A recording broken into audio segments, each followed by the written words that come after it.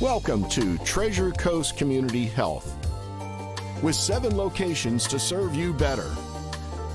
We have a dedicated staff. And now, here's your host, CEO Vicki Soule. Well, and hello there. Welcome to Community Conversations. It's such a delight to be back here every week, talking to people in our community about the wonderful things that are going on. As we hope that the COVID virus pandemic is winding down, as we get more vaccines in, it allows us to return our attention to some of the things that were most important to us pre-COVID, whether it's our families, our friends, our activities, or what is going on within our community. And so in that light, I've asked some folks from the source to come by and talk to us about things that have happened since we've had basically a hiatus from those discussions for almost a year. So welcome, Tony. Thank you for having us. Absolutely. I'd like you to introduce your new teammate, if you would. Absolutely. We have Ms. Charlene Morris. She's our licensed mental health counselor at the Source, and we're excited to bring her to the show today and talk a little bit about what we've been doing at the Source.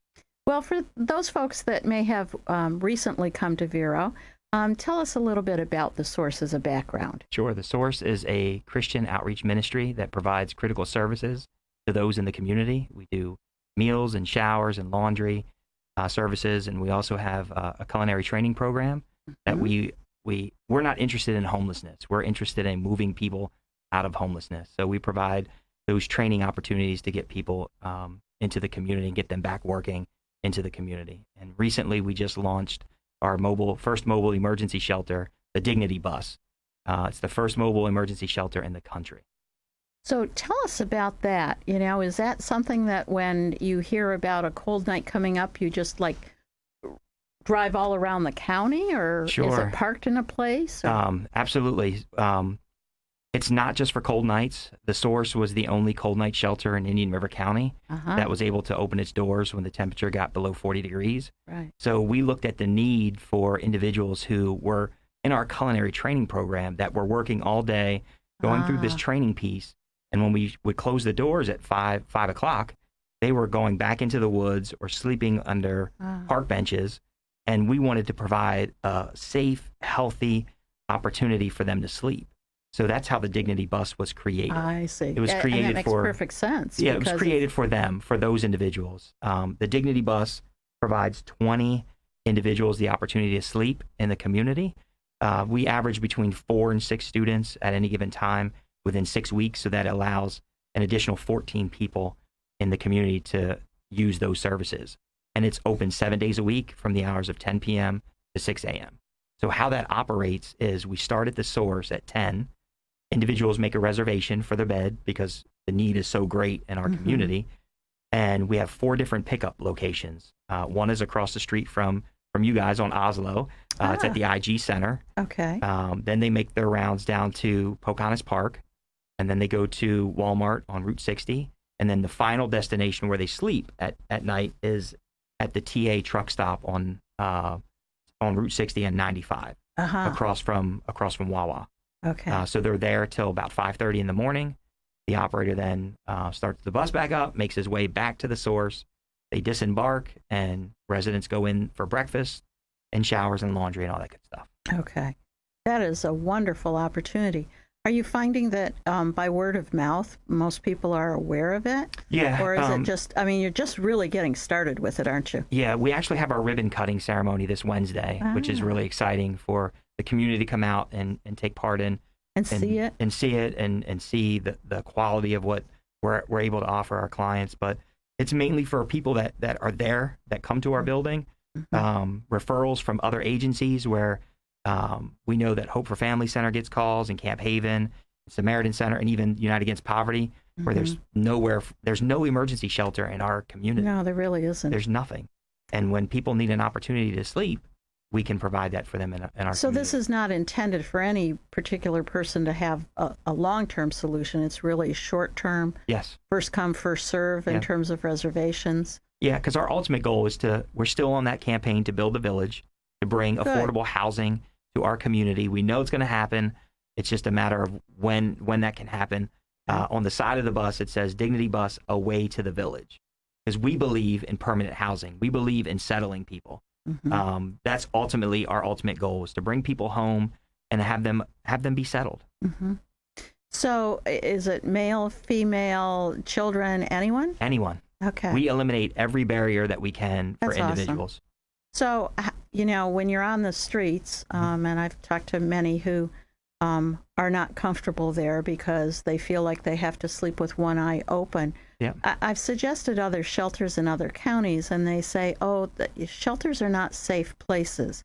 How do you ensure that staying on the Dignity bus is safe for them? There's 10 beds on each side of the bus, so there's 20 beds, and each sleeping pod, has their own curtain that they pull for privacy.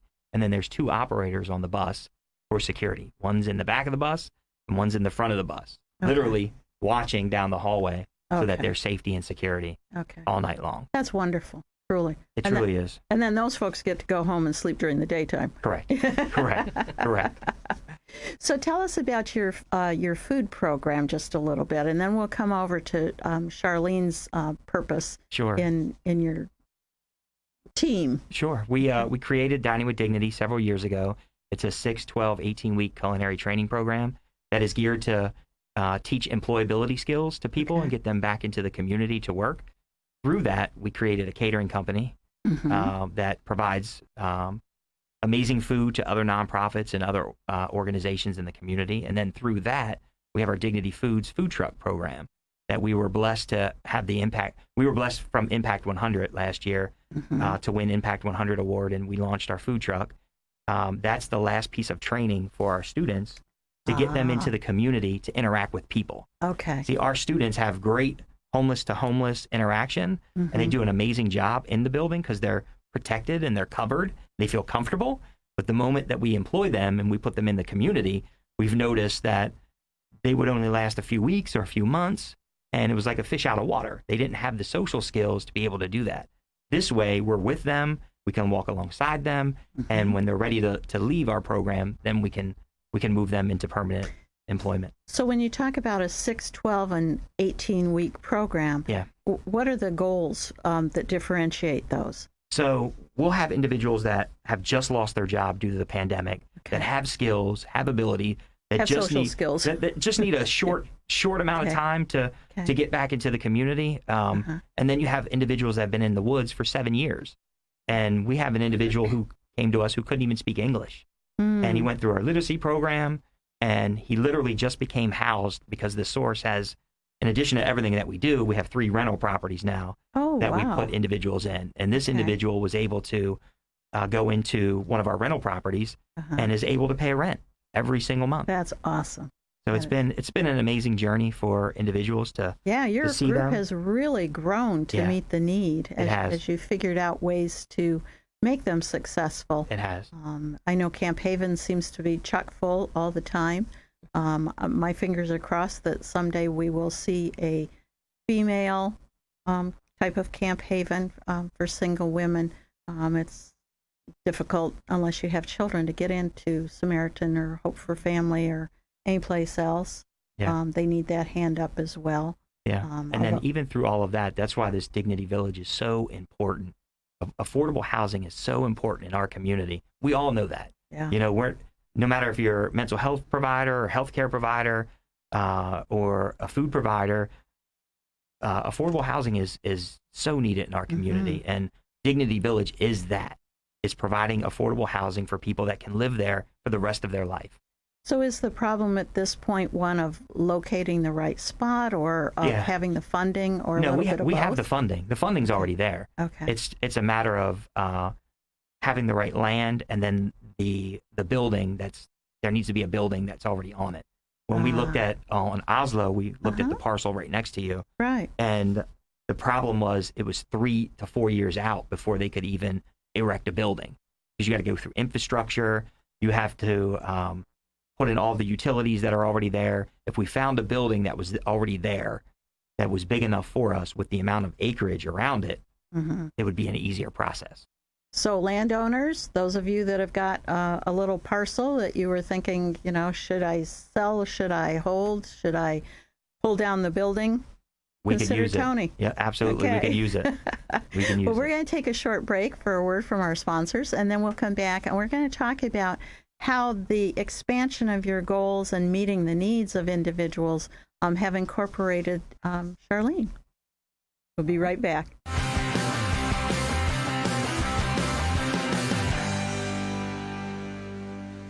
Hi, I'm Vicki Soule, CEO of Treasure Coast Community Health. Treasure Coast Community Health has been serving Indian River County for 25 years. How did we get here? It took a commitment to you to provide you with the most affordable, high-quality, integrated network of healthcare available anywhere. It took board-certified doctors and dentists and a dedicated staff to ensure that you receive the best possible care. It took more locations to meet the need, and now TCCH has 7 locations, with the latest one conveniently located down the street from Cleveland Clinic Indian River Hospital. Our services are available to everyone, whether insured or not, and at TCCH, no one gets turned away due to an inability to pay. We rely on donations from generous benefactors to continue our much-needed work. We accept Medicare, Medicaid, and almost all insurances. Call us at 772-257-8224 or visit us at tcchinc.org.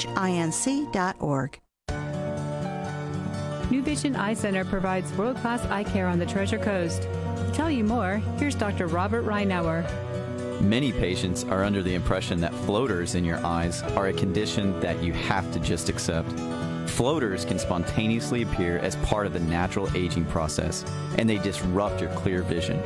Some have had a laser treatment that does not remove the floaters. At New Vision Eye Center, we provide the latest techniques in the permanent removal of floaters in your eyes. Dr. Robert Reinauer with New Vision Eye Center exclusively performs this proven procedure to remove annoying floaters in the eyes, providing world-class care for macular degeneration, diabetic retinopathy, and retinal surgery.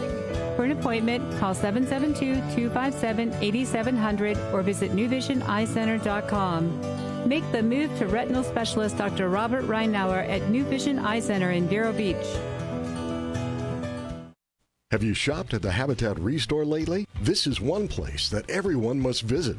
It's become a regular weekly stop for many who love the thrill of discovering all the newly arriving merchandise. We've become popular because of the generosity of so many Indian River County residents and businesses that donate goods. To start with, we have a deconstruction crew that removes building materials for the purpose of reuse.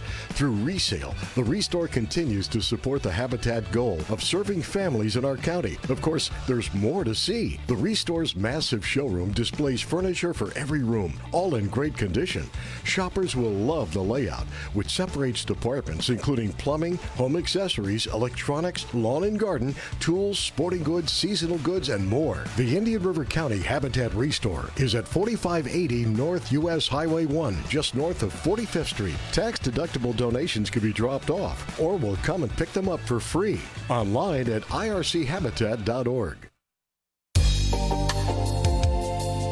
And welcome back to Community Conversations. If you're just joining us on this early Sunday morning, this is Vicki Soule from Treasure Coast Community Health, where we provide medical, dental, behavioral health, pharmacy assistance, COVID vaccines and testing, you name it. We're sort of the one-stop shop, and it doesn't matter whether you have insurance or not. If you do, we gladly roll that into our accounts.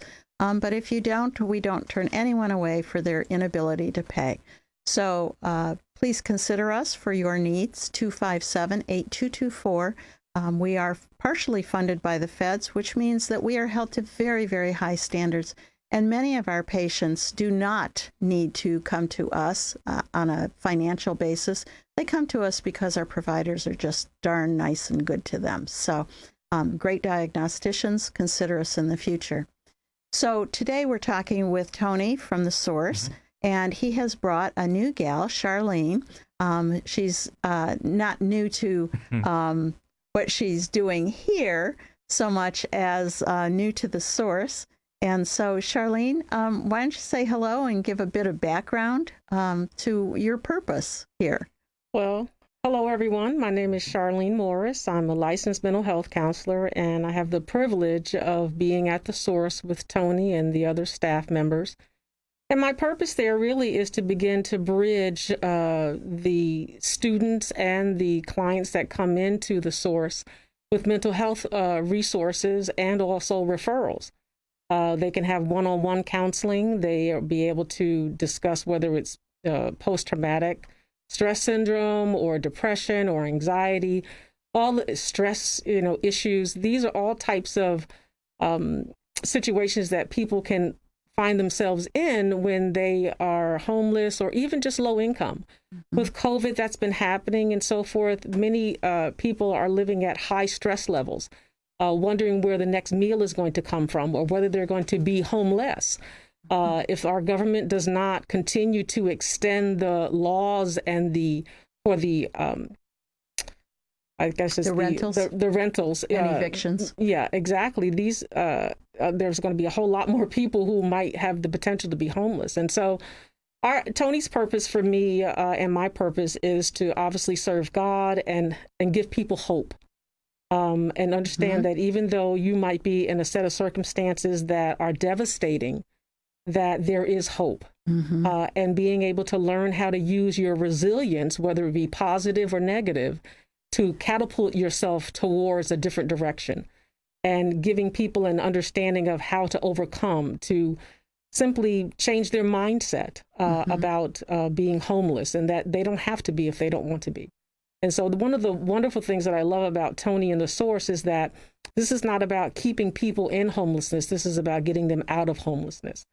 And I love that. I love that this is about moving people forward and giving them the skills, the coping strategies, even training. I used to work in human resources, and so I have a wealth of information in regards to career development and helping people develop their skills, whether it be a resume or even just soft skills, where it's communication or just dealing with other people. So Tony's bringing me on to work with the Dining with Dignity students first, and to helping them develop their skills for the workforce, because many people have not been in the workforce for some time, and they may have lost some of the art of working, so. That's very tactful. Like, what do you mean I don't get 4 smoke breaks an hour? Right, exactly. Yeah, I understand. So it's a wonderful situation for them to be able to be eased back into the elements of what it takes to maintain a position. And certainly every business is different, and every culture within the business is different. And you don't all discover it on the first day of orientation. Sometimes you're employed for a couple of weeks, and then something hits that, the business thinks is just regular. Everybody does it. But as you say, for some folks, it's like, I need someone to talk to about this because this is weird. Yes, absolutely. Yeah.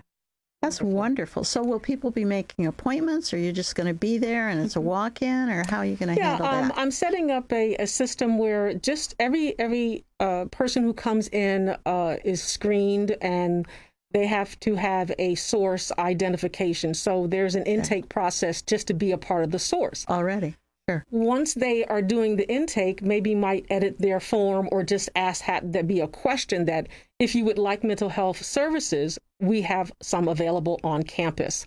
At that time, they'll have my schedule, and a person will just simply put in that there's an intake, and I will have that information emailed to me, and I will simply know the intakes that I have for the upcoming week or days or hours, and we'll do a full biopsychosocial and determine what their needs are. It may not be individual counseling. They may need to be referred to something else that might suit what's going on with them. Because, if someone comes in and they have symptoms of schizophrenia, that's not necessarily something the source is going to be able to handle. Okay, because I'm not able to give out medication. Right. So a lot of people sometimes will come and think that a mental health counselor can prescribe. Often. We cannot prescribe. So don't come and try to get your pills refilled. It's not going to happen. Right. And so it's a matter, being able to have those resources and referrals ready for them to be able to see a psychologist or a psychiatrist and get the other services that they need. So, well, absolutely. It's a bridge that people need, because most folks do not know how to navigate between one type of provider and another. As you say, there's a lot of confusion about whether mental health counselors can prescribe or not. Right. And as soon as you say no, then it's like, oh, they slammed the door in my face. I don't know where to go. Right. Okay. Right. And that's certainly not what you'll be doing. So yeah, absolutely. That's I don't want anyone to come in and have a need and we not be able to at least refer them if we're not able to provide that source. So telehealth has gotten to be very popular with a lot of folks at our location. Yes. Because it saves them the drive. Yes. And certainly transportation remains an issue for low-income people. Do you anticipate some of those being done by phone? Do they have phones to communicate with? Most people do. Okay. Yeah, telehealth is fantastic. For someone who has a social phobia, telehealth might be a pretty good start. Yeah. However, I think that telehealth is helpful if the person has the resource. So I use Zoom. I do a lot of telehealth right now. However, with the people that are coming into the source, I don't want to re-traumatize them saying we only do telehealth right. because of COVID. And if they don't have a phone, or if they not able to download an app, because you can download a Zoom app, right? And there's other all different kinds of online resources you can use. And so I think it would be useful for some. I think sometimes, however, with this particular group, I don't want to cause them to feel that that's the only way and that they would be able to have one-on-one contact. Well, and the reality is that eye contact in person is different than eye contact on Zoom. Yeah, you can fake it. Yeah, well, and you only, it's like the radio station. You only get to see the top third of a person. Right. And so you lose some of those body language keys. If somebody's bouncing their leg like I am right now, you can't see it on the Zoom. Correct. But it tells a counselor a whole lot of it really does impressions. It really does. But I look forward to incorporating telehealth.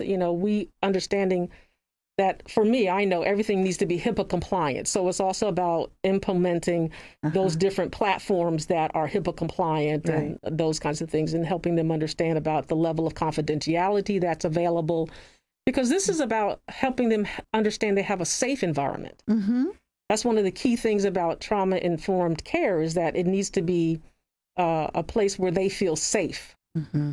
And then, helping them, lower their stress, and then being a place where we can give them the education that they need, and then support them where they need to be supported, and not tell them what they need.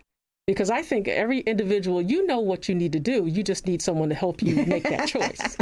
And coming to the source, you have community, and you're familiar. You're in that environment. If I just told a regular client that came in that I had no relationship with, hey, go over to TCCH and talk to somebody. Most of the time, it's not going to happen. And we talked a little bit on break, and you could probably tell the community how important this is and how hard it is to find somebody on a clinical level to come to our agency. It is. How huge this is. It's a great thing. But, counselors, like everybody else, come in all kinds of experience levels, but most of them want to help everyone. There are very few that want to focus on just children or just teens or just adults or just homeless or just low income or just very high income. Okay. Variety is a spice of life. So having this resource there is huge. It is a drop in the ocean. But as long as it's available on a Christian-based basis, that is wonderful. I look forward to it. That's great. And I am so glad that you guys came today. I'd love to have you back again in a few months. Absolutely. And we can talk about, as COVID recedes, fingers, toes, and everything else crossed, that summer will bring us a new environment of care. And so we'll have you back to talk about that and how the Dignity Bus perhaps is changed and what progress there might be in your Dignity Village. So thank you very much. Thank you for having us. Thank you for having me. And thank you, listeners, for being here again this Sunday. And we will be back next week. And we're going to have a more clinical discussion. We're going to talk about colon cancer and how preventable it is. So there'll be a whole lot more. It's not a lecture. A lot of facts and little known things that can help you with a better lifestyle. So see you then. Have a great night.